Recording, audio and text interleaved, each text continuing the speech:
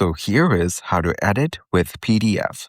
For this, I'll be using the ilovepdf.com website. This is one of the best websites that offers free tools that you can use to work on your PDF files. So head over to the ilovepdf.com website. Once you're here, go over to the Edit PDF option.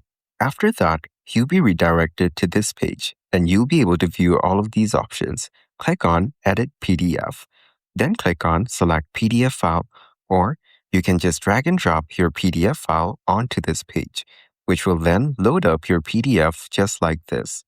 Now, in order to edit your PDF, you need to select the Edit option on the top, but keep in mind that you will need the paid version or a premium subscription in order to access this feature. You can also use platforms like Canva in order to edit PDFs for free. And that's it. That is how to edit with PDF.